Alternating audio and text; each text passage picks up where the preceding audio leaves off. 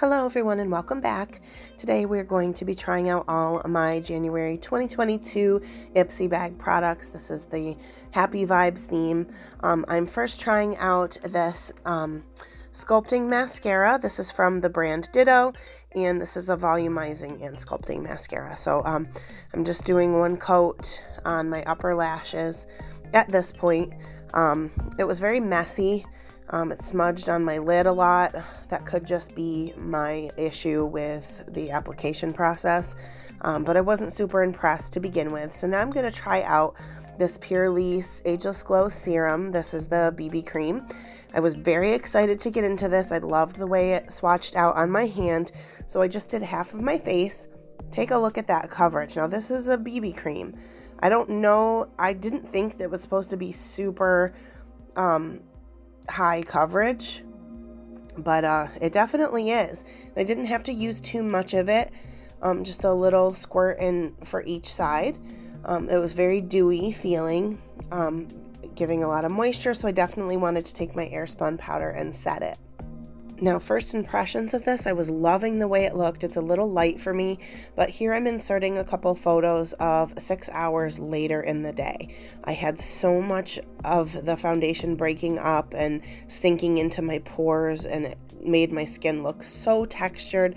I'm so bummed that this didn't work for me.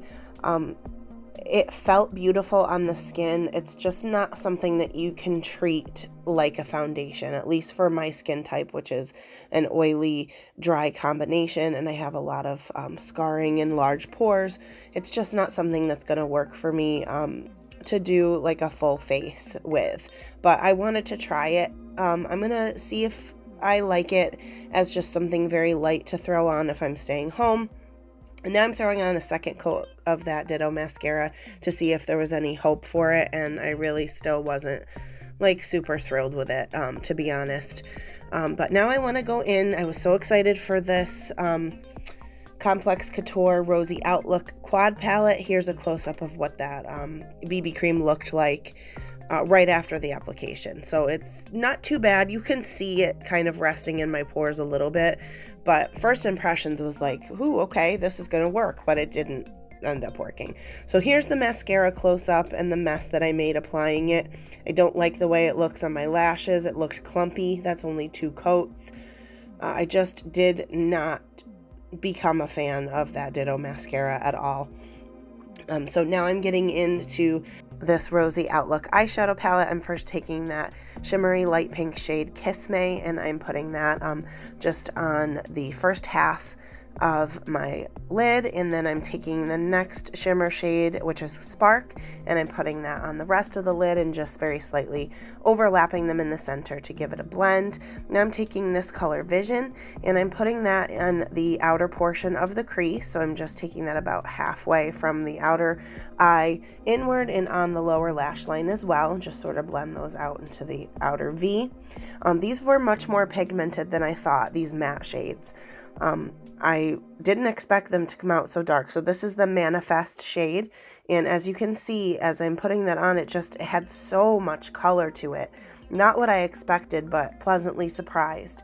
And you can see the blending on these was very effortless as I go in with a clean blending brush and just begin to tap that out at the crease, and it really was just very effortless. Again, like I said, I really do like these shadows. I forgot to mention, when I was applying the shadows, I was using my Bell & Argent eyeshadow brush that came in the IPSY bag. So I forgot to mention that, and I was happy with how that brush worked out. So here I am just finishing off the blending of these shadows. Look how beautiful this is. It gives me kind of the same idea. I'm just showing you here that those 2 shades were much more pigmented than I expected. Now I'm trying that mascara on my lower lashes in hopes that I'm going to find some use for it, and I was okay with how it looked on my lower lashes. So being that I usually throw on falsies, I think I can find use for this mascara. So I'm just showing you here. You could definitely stop with this look and keep it nice and soft and simple. I want to go in with my e.l.f. No Budge eyeliner, and I'm just going to do kind of a smudgy line, tight lining the upper and lower lash line. And I'm just kind of giving 3 different options with this look. But as I was trying to start to say earlier, this look reminds me of one of the Tartelette Full Bloom looks that I did. So it has like a very romantic pink sparkly vibe. So I'm throwing on some Kiss lashes here because I can't possibly just leave a look without false lashes personally. And I just feel like it always completes the look and gives this level of sexiness that you can't really achieve without those falsies. So here is the completed look.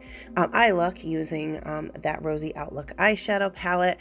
Like I said, you could have left it with just the mascara. You could have done just mascara and eyeliner. I finished mine off adding the false lashes, but you could always choose to skip this step.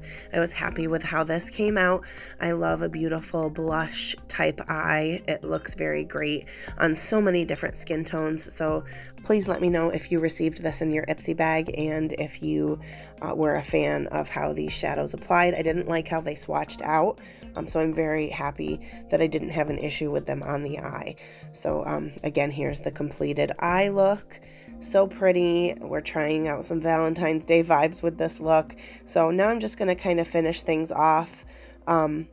So there's another shot of the BB cream. I'm throwing on my Milk Makeup lip and cheek stick just to show like a more neutral choice. But if you want to amp it up a little bit for Valentine's Day, I picked this really like pretty orchid shade from my Anonymous Beauty gloss by Sterling B. This is in the shade number 5. So this just kind of pulls things together to give you more of that Valentine's Day, more dramatic look.